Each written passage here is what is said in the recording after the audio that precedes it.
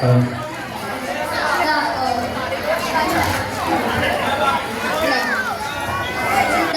कहाँ है पता है? नहीं पता। बोलो जल्दी बैग लेकर चलना भी तो है। दादू आप कहाँ हो? नहीं पता। अरे हाँ बेटा, तुम स्कूल के लिए रेडी हो गए? ना तुम्हारा बैग मैं तुम्हें स्कूल छोड़ आता हूँ। कोई जरूरत नहीं है, दादा है ना, वो छोड़ आएंगे। अरे इस निशा उनको आराम की जरूरत है, उनसे काम मत कराया करो। तो क्या हुआ? आपके पापा पूरे दिन बैठे ही रहते हैं। तो क्या हुआ निशा, वो मेरे पिताजी है। तो क्या हुआ? अच्छे भले तो है। अगर इतनी दया आती है आपको अपने पिताजी पर तो आप ही संभालिए उनका काम, मुझसे नहीं होता। ऐसे कैसे बोल रही हो निशा, क्या वो तुम्हारे कुछ नहीं लगते? हाँ, वो मेरे कुछ नहीं लगते। निशा उनकी उम्र का तो ध्यान रखो, वो कितने बड़े हैं। होंगे, मुझे कोई मतलब नहीं है। और हाँ, अब मैं जा रही हूँ।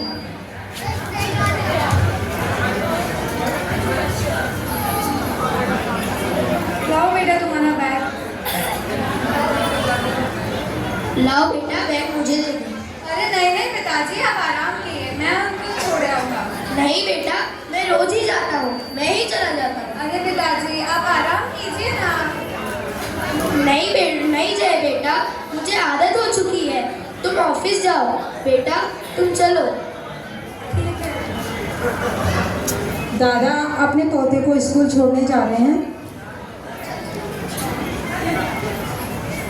अब थोड़ा जल्दी भी चलेंगे, आपसे चला भी नहीं जा रहा है। हाँ बेटा, चलता हूँ। क्या दादा? क्या करूँ बेटा, तुम जवान हो, मैं बूढ़ा हो गया हूँ, घुटनों में दर्द रहने लगा है। अब चुप भी रहोगे? कुछ किया नहीं चाहता तो तभी तो मम्मी बोलती है आप ना काम के हो ना काज के, 2.5 सेर अनाज के। अब आपसे कुछ नहीं होता है दादू। अब रुक क्यों गए हैं? चलिए लाइए बैग मुझे दे दीजिए, एक बैग भी उठाया नहीं जा रहा है। अरे sir, good morning. Good morning. ये आपके दादाजी हैं? जी। अरे बेटा, ये कौन है? ये हमारे प्रिंसिपल सर है। अच्छा सर, नमस्ते। नमस्ते।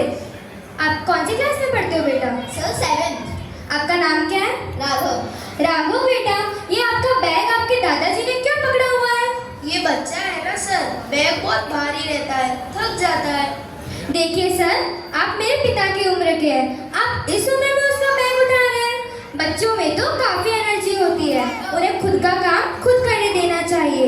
और राघव बेटा, खुद का काम खुद करा करो और दादू से ऐसे बात नहीं करते। पर सर, मम्मी ने तो बोला है अगर ये घर का कुछ काम नहीं करेंगे तो इन्हें ओल्ड एज होम डाल देंगे, इसलिए मम्मी ने बोला है मेरा सारा काम इनसे करवाया करो।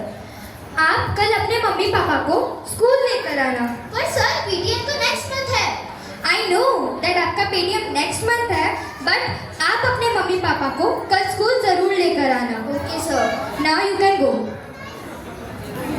अच्छा बेटा, मैं चलता हूँ। बाय।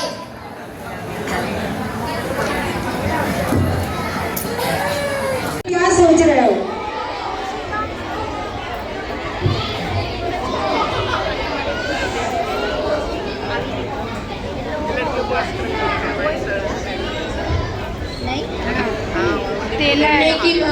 मुझे अकेला छोड़कर क्यों चली गई? अब मेरा क्या होगा?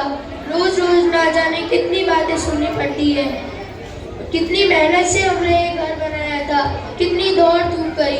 सोचते थे बेटे को कोई परेशानी ना हो। बहू के आने के बाद ऐसा लगता है कि जिंदगी में कुछ किया ही नहीं। हे भगवान, मुझे भी जल्दी बुला ले।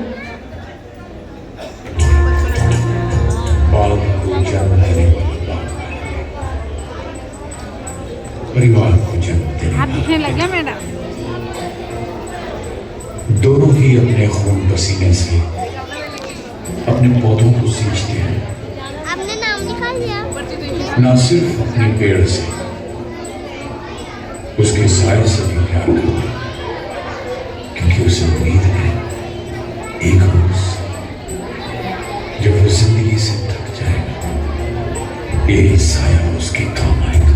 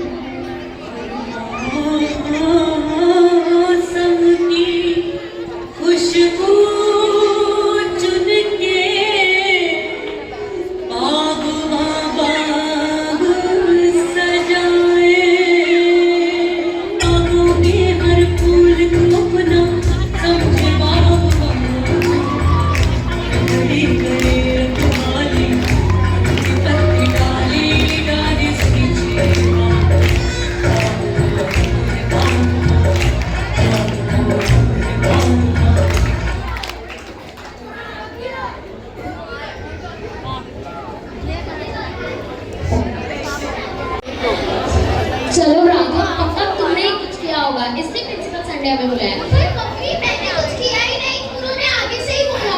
अगर तुमने कुछ किया होगा ना राघव, तो तुम देख लेना। अरे निशा, जल्दी करो। नमस्ते प्रिंसिपल सर। नमस्ते।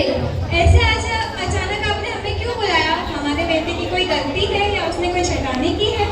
नहीं नहीं, राघव ने कुछ नहीं किया। मुझे आप लोगों से कुछ बात करनी थी, इसलिए मैंने आप लोगों को यहाँ बुलाया। आप एक काम कीजिए, ये कुछ पेपर्स हैं, आप इन्हें चेक कर लीजिए।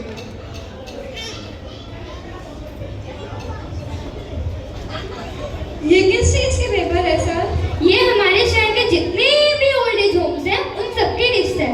अरे सर, हम उस लिस्ट का क्या करेंगे? आप चेक कर लीजिए कि आपको कौन सा ओल्ड एज होम अच्छा लगा। क्या रे, आप लोगों को तो वहाँ जाना ही पड़ेगा। अरे सर, भला हम ओल्ड एज होम क्यों जाएंगे? क्योंकि आपका बेटा राघव आपको वहाँ भेजेगा। भला राघव हमें वहाँ क्यों भेजने लगा?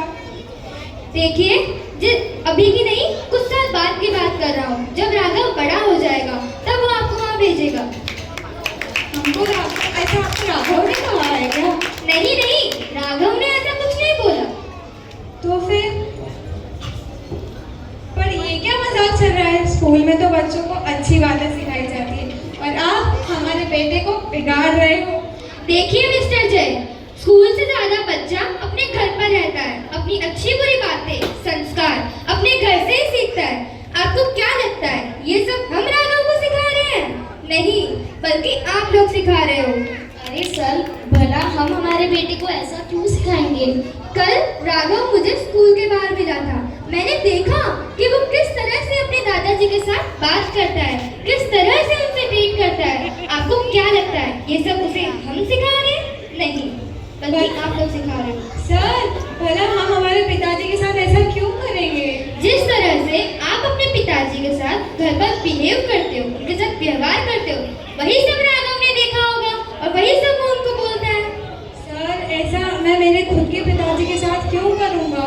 राघव को यही लगता है कि अगर उसके दादाजी घर पर काम नहीं करेंगे तो उन्हें ओल्ड एज होम भेज दिया जाएगा। अरे, एक बाप तो अपनी पूरी जिंदगी लगा देता है ताकि उसका बच्चा अपनी लाइफ में कुछ कर सके, सेटल हो सके। और जब बच्चा सेटल हो जाता है तो अपने माँ बाप के साथ ऐसा व्यवहार करता है।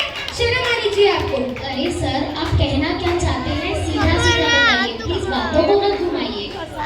किसी ने सही कहा है, घोर कलयुग आ गया है और इस कलयुग में माता पिता की सेवा करना तो दूर, बच्चा उनको घर में फ्री में भी नहीं रखना चाहता।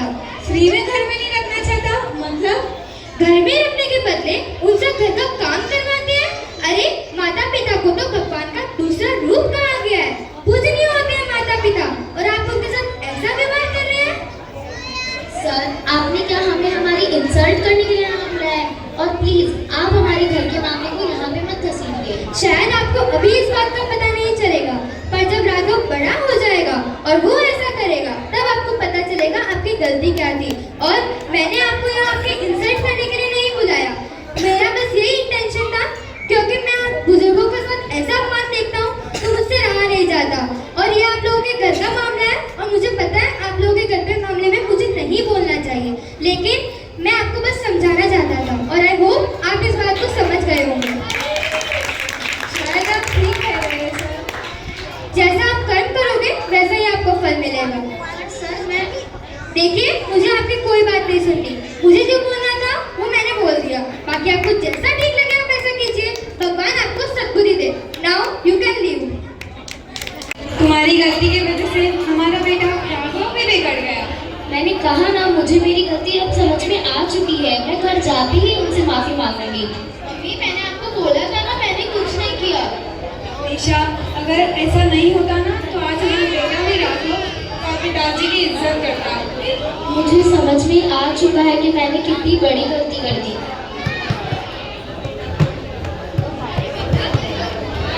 अरे बेटा, तुम दोनों लड़ क्यों रहे हो?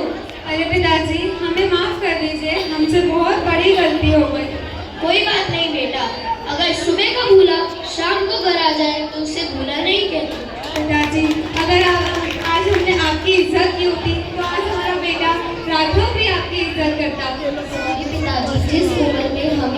से आपकी सेवा करनी चाहिए। उस उम्र में हम आपसे काम करा रहे हैं, हमें माफ कर दीजिए। सॉरी दादू, मेरा कोई ऐसा इंटेंशन नहीं था।